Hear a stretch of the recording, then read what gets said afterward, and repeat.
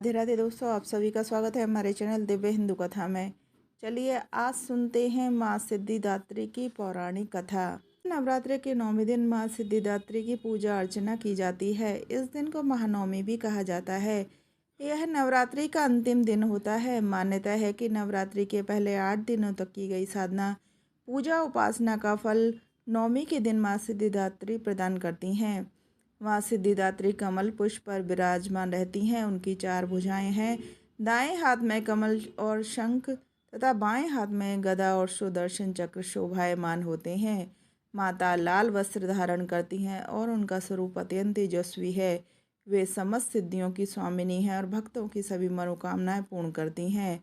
शिव पुराण और देवी भागवत पुराण के अनुसार जब माँ कुष्मांडा ने ब्रह्मांड की रचना की, तब उन्होंने त्रिदेव ब्रह्मा, विष्णु और शिव को अनेक सिद्धियां प्रदान की थी।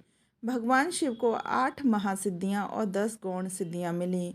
ये कुल मिलाकर 18 सिद्धियां थीं। इन सिद्धियों के प्रभाव से ही भगवान शिव अर्धनारीश्वर रूप में प्रकट हुए, क्योंकि माता की कृपा से उनका आधा शरीर देवी स्वरूप हो गया था। सभी सिद्धियां प्रदान करने के कारण माता का नाम सिद्धिदात्री पड़ा।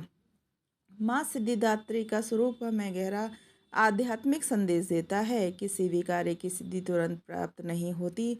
धैर्य, साधना और निरंतर अभ्यास रखना पड़ता है। जैसे माता 9 महीने गर्भ धारण करती हैं तब संतान मिलती है, वैसे ही हर सफलता समय लेकर ही मिलती है।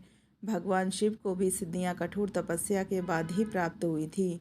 तपस्या का अर्थ केवल जंगल जाना नहीं, गृहस्थ जीवन में रहकर भी अपने कर्तव्यों को निष्ठा से निभाना ही सच्ची तपस्या है। आज का आज का ज्ञान प्राप्त करना आसान है, पर उसे जीवन में उतारना कठिन है।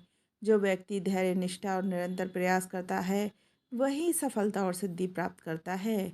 नवरात्रि के 9वें दिन पूजा इस प्रकार करें। ब्रह्म मुहूर्त में उठकर स्नान करें। स्वच्छ या लाल पीले वस्त्र धारण करें। पूजा स्थान को गंगा जल से साफ करें। माँ सिद्धिदात्री की प्रतिमा या चित्र को स्थापित करें। 9 प्रकार के फल, फूल और व्यंजन अर्पित करें। मंत्र जाप करें। ओम देवी सिद्धिदात्रे नमः। और माँ सिद्धिदात्री को खीर, हलवा, चना या मौसमी फल का भोग लगाएं। इस दिन कन्या पूजन का भी विशेष महत्व है। 9 कन्याओं को देवी स्वरूप मानकर तिलक करें, भोजन कराएं और उपहार दें। यदि संभव हो तो हवन करें और आहुति दें। नवरात्रि के अंतिम दिन माता केवल भौतिक सिद्धियों की ही नहीं, बल्कि भक्ति की भी कामना करनी चाहिए। संसार की सभी सिद्धियां नष्ट हो सकती हैं, पर भगवान की भक्ति कभी नष्ट नहीं होती। भक्ति ही वह श्रेष्ठ सिद्धि है जो जन्म मृत्यु के संसार से मुक्ति दिलाती है। इसलिए माँ सिद्धिदात्री की पूजा करते समय उनसे शुद्ध भक्ति अवश्य मांगनी चाहिए। तो दोस्तों, आपको ये कहानी कैसी लगी हमें ज़रूर बताएं और हमारे चैनल को सब्सक्राइब ज़रूर करें। राधे राधे दोस्तों।